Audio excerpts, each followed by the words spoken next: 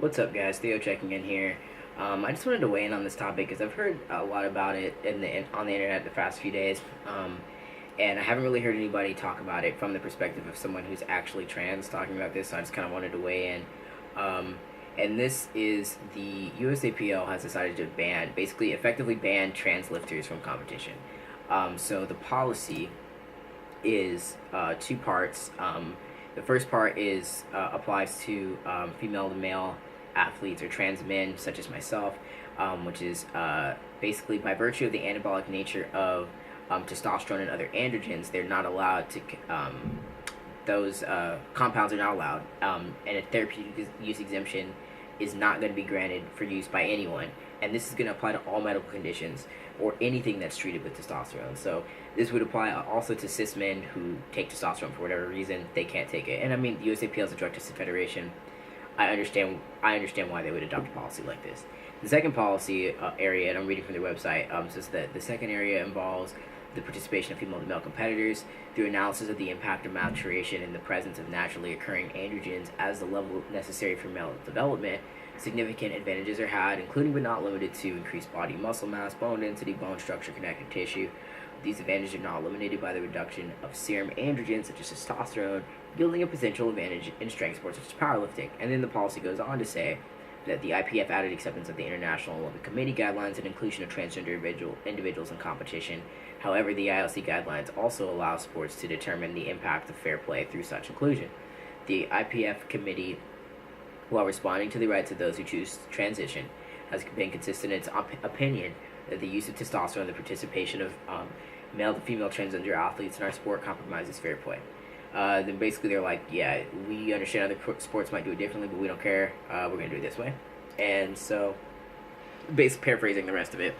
And then the Olympic Committee guideline is that, and these were as of 2015, so this is the most updated one I could find. If you know one that's more updated, please let me know. But basically says those who transition from female to male are eligible to compete in the male category without restriction, and then those who transition from male to female are eligible to compete in the female category under the following conditions. So the first is that the athlete has to declare their gender identity as female, and the declaration cannot be changed for sporting purposes for a minimum of 4 years. The athlete must demonstrate their total testosterone level in serum has been below 10 nanomoles per liter for at least 12 months prior to her first competition, with the requirement for any longer period to be based on a confidential case-by-case evaluation, considering whether or not 12 months is a sufficient length of time to minimize any advantage in women's competition. The third prong or component to this is that the athlete's total testosterone level in serum must remain below 10 nanomoles per liter throughout the period of desired eligibility to compete in the female category. And then finally, compliance with these conditions may be monitored by testing. In the event of non-compliance, the athlete's eligibility for female competition will be suspended for 12 months. So those are the ISC guidelines. Now that we have all the policies out of the way, going back to this, first I'll deal with the... Well, first let's take the male to female side because we just talked about the ILC guidelines. I understand why the USAPL would want to limit people who are going to have an advantage over competition because of physiological differences between them and the competitors in their division. I understand that. The things that they're stating that necessarily follow from basically going through a male puberty at some point in your life have not been scientifically proven. We don't have any conclusive studies to say this. And this is something that Silent Mike mentioned in his video about this as well, is that there haven't been studies that... there have not been legitimate studies that have come to a conclusive evidence of whether or not exposure to testosterone yields permanent changes or exposure to anti-androgens and estrogen later on reduces these things. And the International Olympic Committee seems to think that exposure to estrogen, like having a low testosterone level for a long enough period, is going to make a difference. I can't speak to that as I'm not a trans woman, but I can say as a trans man, I have had a couple times in my transition where I didn't have access to testosterone. There's a period of time where something happened with my prescription and I couldn't get it, and being off of it, I experienced in a month significant changes and I only take testosterone twice a month. So I think there's another misconception there. I've heard people commenting saying like, oh, if you're taking it every week, oh, the way people are taking it, stuff like that, but that it gives an advantage to female to male competitors or trans men like myself. But that's a whole topic for another video. If I could notice a difference in just a month, um, of having my system exposed to estrogen again after having had years of exposure to testosterone, um, I don't I can't imagine what it would be like to do that for a year, um, and I would be curious to see how actual trans women feel about that 12-month requirement, how what they feel about the fairness of it. Um, but yeah, so moving on from that, I see how the IPF, the USAPL does have a little Q&A section at the bottom of their page, and saying that for people who are like, why don't you just follow those ILC committee guidelines that I read? And they said there's another section in the ILC committee guidelines that allows each individual sport to choose how to implement things themselves. So they've chosen themselves to just eliminate trans people from competition. I think that choice is it's just not grounded in actual facts. Like, I wouldn't have a problem with this if they had actual facts stating that there was a real issue. I just don't see where the issue is. So to me, it's like, how many trans women have won an IPF world title? How many trans women have won weight classes in USAPL like nationals? And how many trans women have dominated a competition in the USAPL or the IPF? I haven't heard of any. And this whole thing came out of one lifter trying to compete in one meet. I don't think that one lifter in one meet is going to, like, competing in one meet warrants them creating this policy, doing all this stuff. But that being said, it's their federation and they can do what they want. And that's what they said as well. They're like, you can go compete elsewhere. There's other like untested federations you can compete in. Okay, so I forgot to put this in the video earlier. This is going to be kind of an awkward way to put it in, but it doesn't make sense to put it elsewhere in the video, and I don't want to put it on the end, and I just want to edit it and get it out. I don't want to reshoot it. So, a couple of things regarding trans women and sport that I forgot.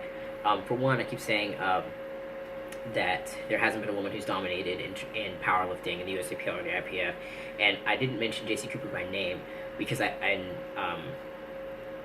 in the video because I didn't think it was necessary, but I'm realizing as I watched I probably should have, because that's what kind of precipitated this whole thing with the USAPL making their ruling, was her winning the state championship in Minnesota in the USAPL.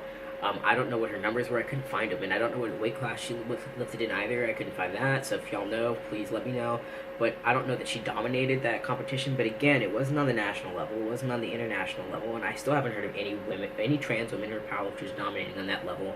So I just don't see how this is actually a problem that needs to be addressed. Like, this idea that there's trans women just dominating these fields left and right, and we have to address this. And a lot of people cite Laurel Hubbard, who is one Olympic weightlifter who's not a powerlifter, from New Zealand, who won a couple silver medals on a world stage, and then won the New Zealand weightlifting championships a while back. And I would say, to that point, I mean, still, in the end, she didn't take the gold, she took the silver, and even if she took the gold, she would be upset that people can win. I don't know that we should necessarily, and I think this is entirely a topic for another video, but I don't think that individual trans athletes winning competitions is grounds to ban every trans athlete from competition, or to ban those individuals from competition because maybe they're just good at sport. I think Silent Mike talked on this very well in his video, or spoke on this, I should say, very well in his video, when he said, if he were to transition, he might be a good WNBA basketball player because he used to play basketball and he thinks he's got skill in that, and he probably does. But he wouldn't be a good long distance runner because he's never been a good long distance runner. He probably never will be, no matter what he does. So, I think there's something to be said for that. Some people just have skill or are good at certain things and are suited to it. If you're good at a sport, I think you should compete in it, regardless of if you're trans or not. I don't think you should be, penalized or chastised for winning.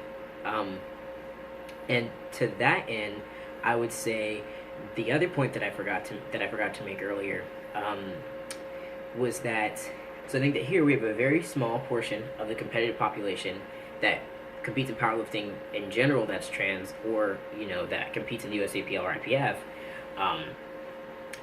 the same way that we have a very small portion of powerlifters who will be considered genetically elite, as like the phrase is thrown around, whatever like that, and stuff like that.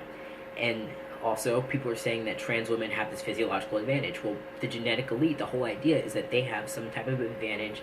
Naturally, they have some type of physiological advantage over other people that other people just don't have, which is the same thing. Naturally, a trans woman is going to have a higher bone density, allegedly. We don't know because of the inconclusive science, as I said before.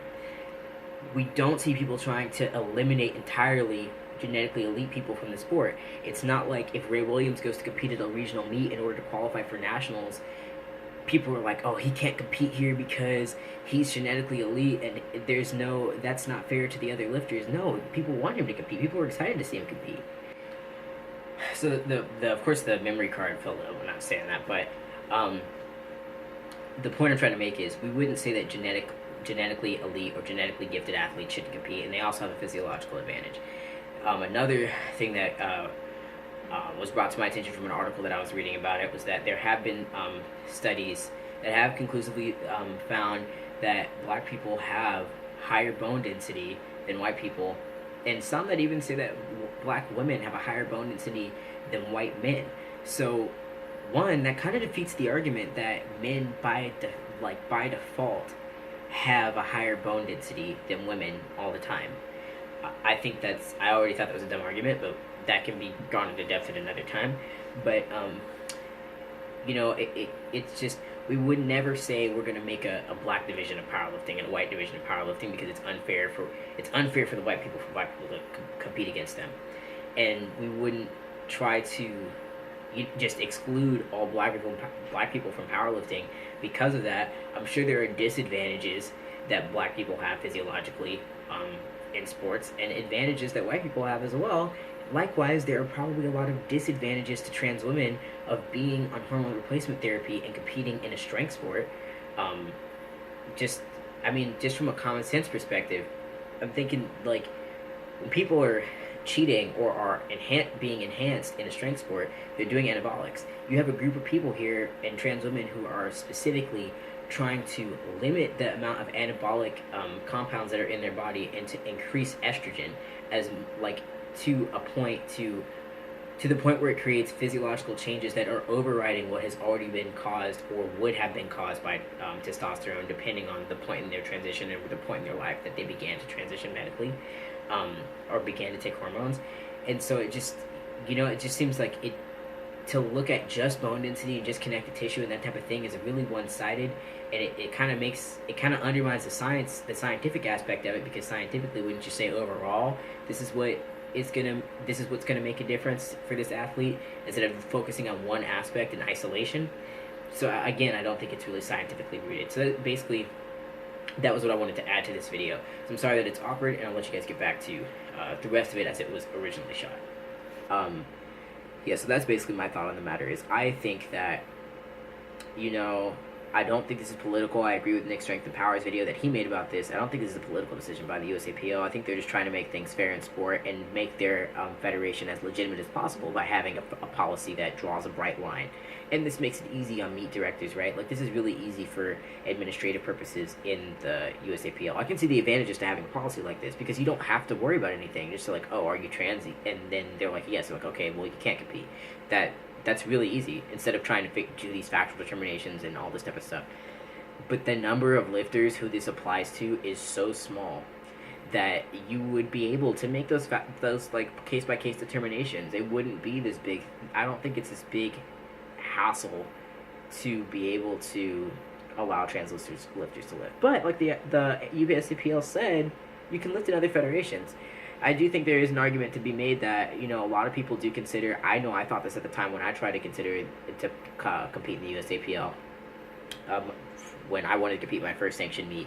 A lot of people consider the USAPL and the IPF to be the top level of powerlifting. So if that's going to be the top level, is it fair to exclude trans people completely from the entire thing in the name of fairness in sport?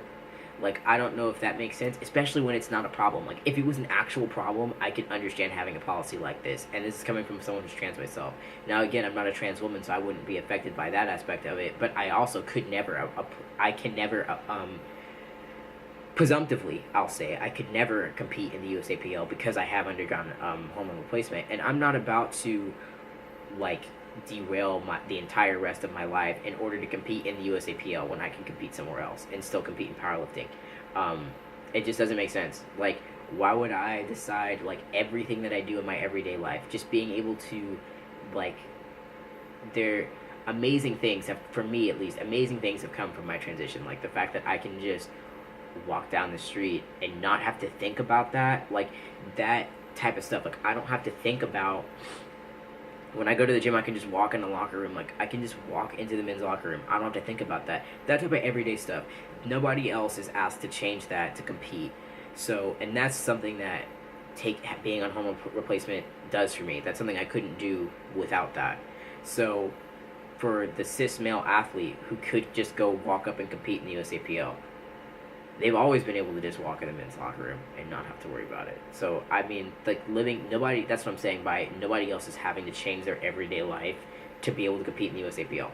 So, I think, like the USAPL said, competing in the USAPL isn't for everyone. Clearly, they're saying here that it's not for trans lifters. I do think that one advantage that's come out of it is maybe people will start to see how understand that there are more barriers to entry to competition for trans athletes, and maybe we can have a discussion on whether there needs to be or not. Like maybe we do need to have some barriers. Maybe there should be, more restrictions on trans athletes competing on both sides, or maybe there should be less. I don't know.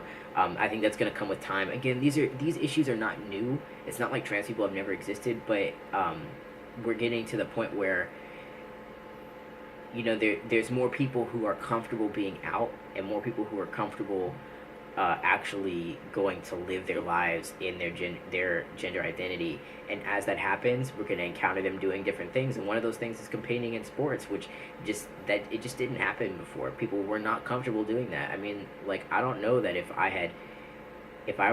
now I'm 23, if I were 23 in 1980, would I have felt comfortable trying to compete in sports or be out transitioning as a trans person and like have people like, would I be comfortable with that, like people knowing that? And like here in 2019 I'm making YouTube videos and openly discussing the fact that I'm trans. So I think that as we progress stuff like that, we're going to run into these issues, and this is just one of those sticking points that's just going to eventually it'll work itself out, and we'll see what the USAPL and the IPF decide to do.